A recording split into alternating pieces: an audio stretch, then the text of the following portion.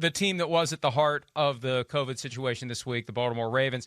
Lamar Jackson, eligible to be activated on Sunday. That math works out. He tested positive last Thursday. It's 10 days, and he's got to be negative. He's got to stay negative, and he can come back and play. Although, you know what? I don't think – here's the thing.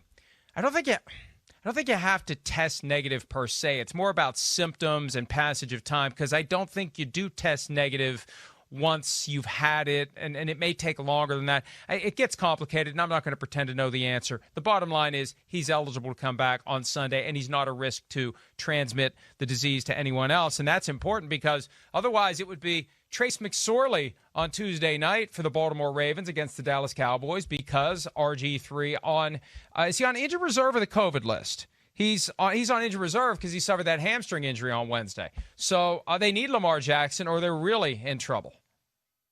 Yeah, it's Trace McSorley, and he is preparing to be the starter. He's obviously going to have to practice and is practicing as the team starter right now with Lamar Jackson out.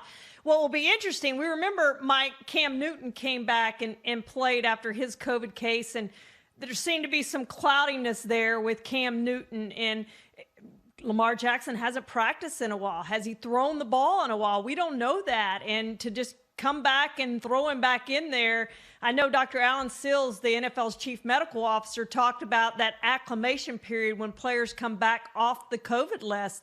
And there is going to be really no acclimation period for Lamar Jackson. If he plays, they're going to have to throw him back in there if he plays. So that's going to be something we're going to have to watch and see if they actually start Trace McSorley, because Lamar's not physically ready to go, even though he'll be on the roster and likely on the sideline for that game. But they'll have a big decision to make with him with little practice time. A huge game for the Ravens, who are now 6-5, a year after they went 14-2, and they need to start winning some games, or they won't even make it to the postseason this year. And that would be quite all right with the Steelers, because if they would come across the Steelers again in January at relatively full strength, I think the Steelers would be in major trouble against the Baltimore Ravens.